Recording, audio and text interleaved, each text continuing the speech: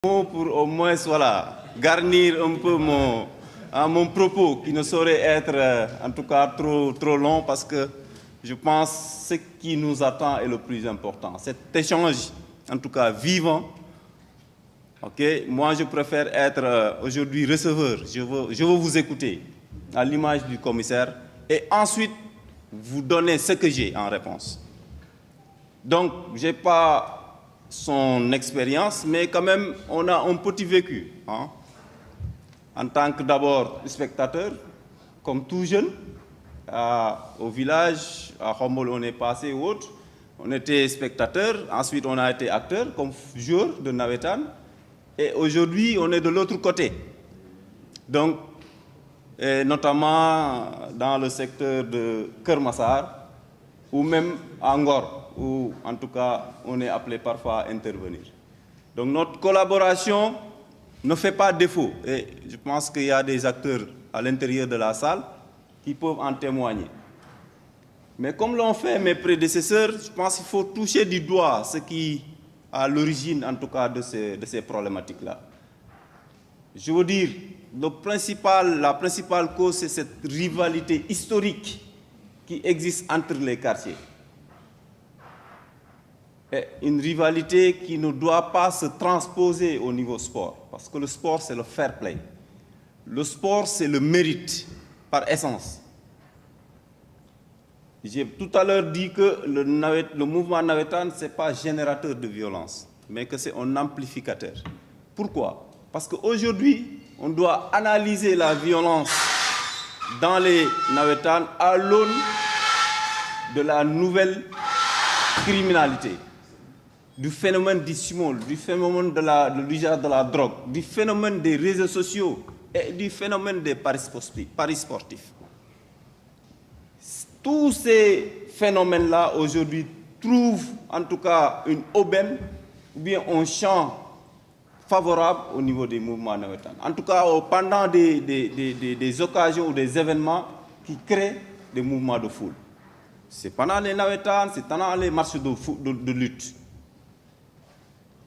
Et donc, une analyse, en tout cas, plus fine de cette genèse, de cette violence-là, pourrait aujourd'hui arriver à apporter une solution pour participer à la gestion de la violence au niveau du mouvement Navetan.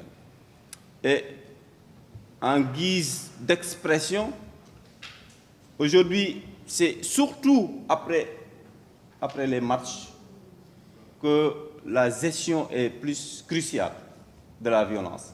Parce qu'au niveau des stades, les cadres qui sont là, ici, ne me laisseront pas mentir, le dispositif est tellement bien fait qu'il y a des risques, en tout cas minimes, d'affrontement. Ce qu'on a appris quand même à la gestion des foules, la gestion des stades, vous avez deux camps qui s'opposent, donc naturellement, il faut créer, en tout cas, une ligne de démarcation entre les deux supporters. Bien entendu, quand il y a des points particuliers, vous les tenez. Mais le plus compliqué, c'est après le stade. Quand, par exemple, les supporters vont quitter le stade de Mbao pour rentrer à Kermassar ou à Malika ou à Djahaï. La dislocation. C'est là où c'est compliqué. Et comme l'a dit le commissaire principal, on n'a pas assez de force pour faire face à cela. Le service rétribué aussi, parfois, il faut le dire, ça pose problème.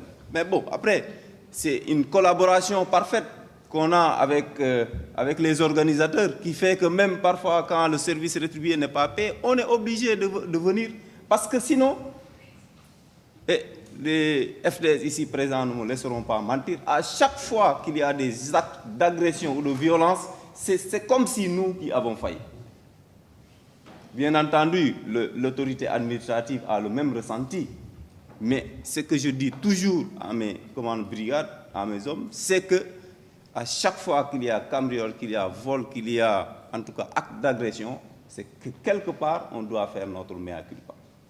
C'est pourquoi on n'attend pas que les conditions soient réunies de l'autre côté, que l'autre partie en tout cas exécute sa part du contrat pour qu'on puisse se lancer. Très souvent, on se lance même sans moi. Parce qu'on a cette obligation régalienne de veiller à la sécurité des personnes et de leurs biens. Maintenant, pour ce qui est des solutions à apporter, je pense que c'est déjà dit. Il faut aujourd'hui prioriser l'influence. Un penseur qui dit la meilleure manière de faire la guerre, c'est de ne pas faire la guerre. Donc n'attendons pas que les choses arrivent pour qu'on puisse venir. Il faut d'abord commencer à agir sur les conceptions. Et aujourd'hui, les réseaux sociaux, ils doivent être là pour permettre cela.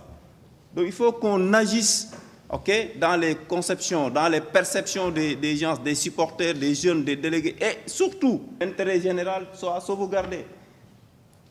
C'est un peu en état de nécessité. Il faut sauvegarder le plus important.